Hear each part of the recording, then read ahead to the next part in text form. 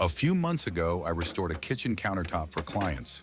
They wanted a new solid oak countertop, but the price felt a little too high for them. Since they've ordered furniture from me before, I wanted to save them some money. So instead of replacing the whole thing, I suggested veneering the surface. It was cheaper, it looked the same, and in my mind, it could be refreshed years later with a simple resin and refinish. At the time, I genuinely believed this was the smarter solution. But it wasn't. So today I'm building a new countertop, but this time from solid oak. The client paid extra for the new one, but even then the final cost was lower than the original solid wood price. And I work for free, thanks to my own bright idea and my attempt to save someone else's money.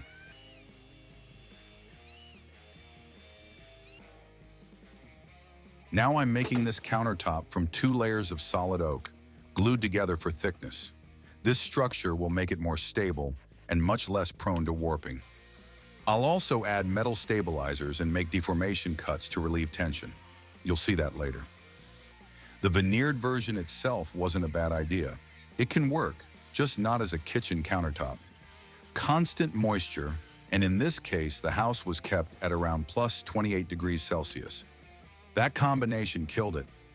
I've built veneered furniture before and it's still perfect, but those pieces don't see water. Later in the video, I'll run both moisture and heat tests to show you.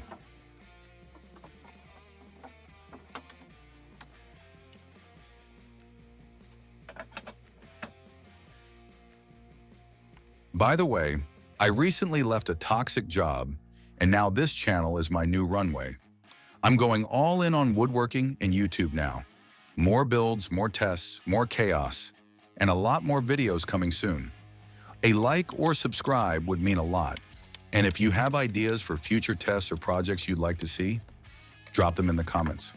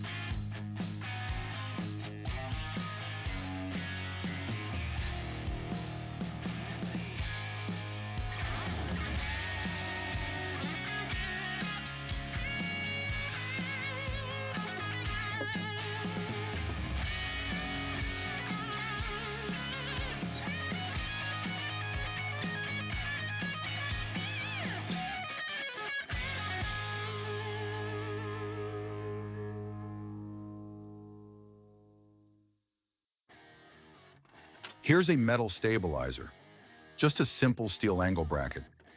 I make them myself because ordering factory-made ones means buying in bulk. Otherwise, 5 pieces cost about as much as a Boeing wing. So I cut them to length, drill the holes, prime them, spray paint them, and that's it. Simple, cheap, and it works.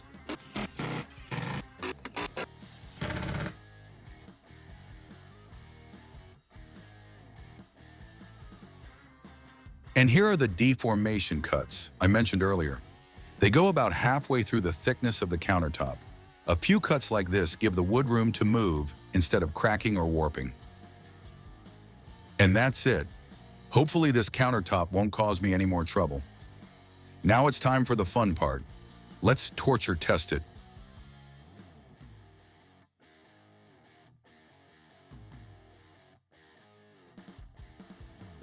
This is what the countertop looks like today. Side lighting exposes everything. The ripples, the lifting veneer, the failure. Here's the story I think unfolded. The moment it entered the client's home, it faced a temperature shock. Warm, dry air, around plus 28 degrees Celsius. The veneer began to shrink and stress. The lacquer cracked with it, forming tiny fracture lines. Water found those cracks, especially near the sink. Wet, dry, wet, dry, again and again. Every cycle pulled the veneer higher and higher until it finally lifted. And there's one more problem. It was glued to particle board using contact adhesive. That glue doesn't bond deep inside the fibers. It sits like a film between layers. So when the veneer moved and the board moved, the glue didn't. The surface lost the fight. That's my theory. Maybe I'm right.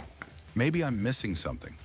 Tell me what you think in the comments, because now we're going to recreate these conditions. Heat, moisture, stress. Let's see how fast we can break this thing. At first, I'm heating up the surface. I don't have a heat gun, so this regular hairdryer will have to do. I'll leave it for a few minutes. 10 should be enough.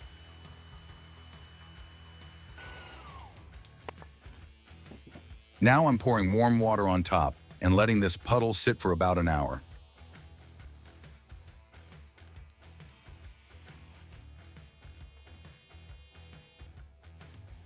Just a few minutes later, I can already feel the veneer lifting with my finger. After roughly an hour, I wipe the water away and blow out the rest with compressed air. Then I dry it again with the same hairdryer.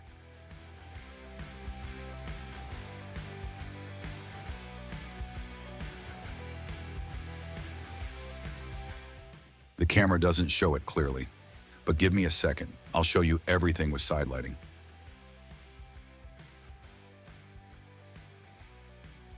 Can you see that nightmare?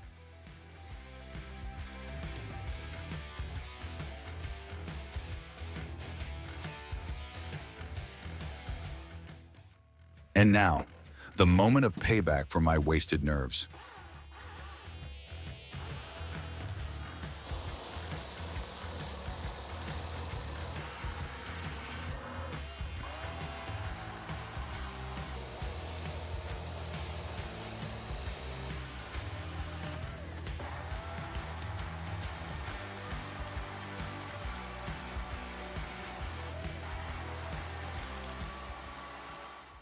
In the next video, I'll be testing different finishes, how they handle water, heat, alcohol, and everyday abuse.